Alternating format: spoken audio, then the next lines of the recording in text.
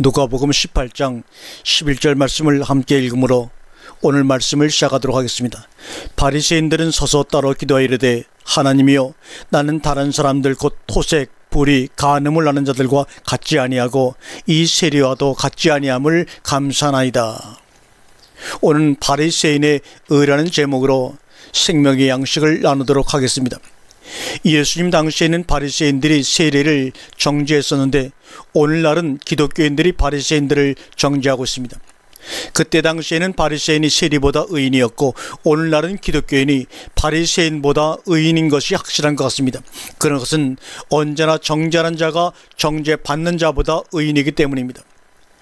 남을 정죄하는 것 자체가 죄인인 것을 아는 것은 구원을 얻는 것보다 훨씬 더 중요합니다.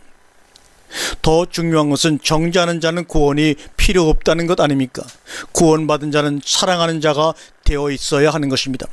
결코 정죄하는 자가 되는 것이 아닙니다. 그래서 주님은 말씀하시기를 내가 온 것은 세상을 심판하려 함이 아니요 구원코자 함이라고 하시면서 현장에서 간음을 하다가 붙잡혀온 여인을 향하여 나도 너를 정죄하지 아니한다고 하신 것입니다. 그것은 구원을 돌출해내는 것이 아니기 때문에 그렇습니다. 죄인이 안 되려고 하는 것이 구원이 아닙니다. 구원은 죄되는 삶을 살고 있는 자들에게나 필요한 것이지 죄를 안 지으려고 발버둥 치는 자들에게는 구원은 아무 효력이 없고 아무 짝에도 쓸모없는 것입니다.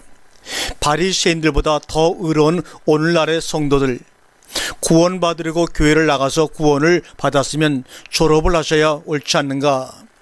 학위를 받으려고 대학을 갔다면 학위를 받았으면 졸업을 해야 하고 또한 학교 당국은 졸업을 시켜야 옳은 일이 아닐까요?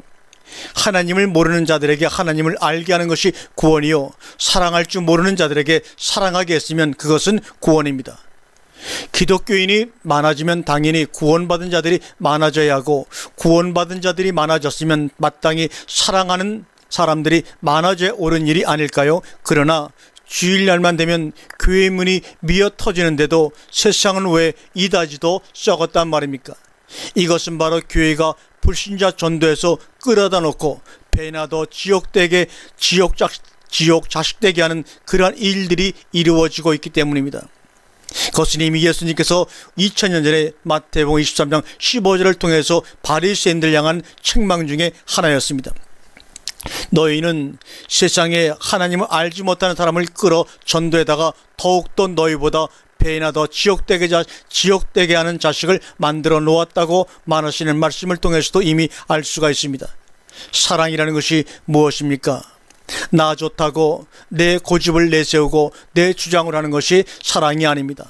사랑은 남의 유익을 구하는 것입니다. 나 예수 믿어, 나 잘됐다고 남도 억지로 그 예수를 믿게 하는 것이 사랑이 아닙니다. 그런 식으로 예수를 믿어야 구원받고 예수를 믿으려면 교회에 나와야 된다는 등식은 기독교인의 아집이고 고집입니다.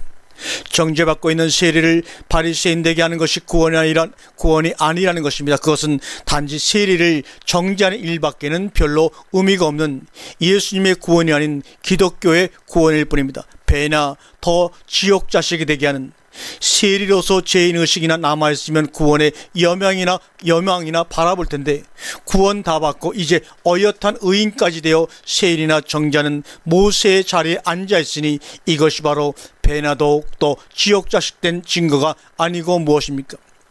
오늘날 기독교가 니느웨 회개를 한 다음에 반드시 해야 할 일은 무엇입니까? 거짓 의인인 바리새인들 모조리 다 세리로 되돌리는 운동입니다. 그래야 마지막 때 이삭 죽기에라도 끼지 않을까요? 요사이 교회 강단의 메시지를 들어보게 되면 세리를 향한 회개 소리는 역사 속으로 사라진 지 오래됐고 감사 소리만 드높습니다. 물론 감사의 방법은 헌금이지만 말입니다. 감사란 구원받은 자가 말로 다 할 수 없어 외치는 신음소리입니다. 왜 그 신음소리는 우리 교회에서 안 나온단 말입니까? 인간이 하나님 앞에서 할 말은 나는 죄인으로소이다 그리고 감사하나이다 라는 신음소리뿐입니다. 왜냐하면 우리의 폐부를 꿰뚫어 보시는 그분 앞에서 이런 탄식과 신음에 무슨 말이 더 필요하겠습니까? 사랑하는 성도 여러분, 이제라도 가면과 외식을 벗어버리고 죄인의 본연의 자세로 돌아가서 죄인 본연의 삶을 살면서 구원의 참 필요성을 찾아보시기를 바랍니다. 세상에서는 돈만 많이 벌어도 사람이 달라지고 생활이 달라지는데, 천하에 돈 주고도 살 수 없는 구원을 받고도 달라진 것이 없다면 그것은 분명 가짜 구원입니다. 구원은 입으로, 이론으로, 지식으로 얻는 것이 아닙니다. 구원은 하나님이 거저 주신 선물로서 달라진 나의 삶이고 나의 모습인 것입니다. 세리가 신앙생활을 하지 않은 것이 아닙니다.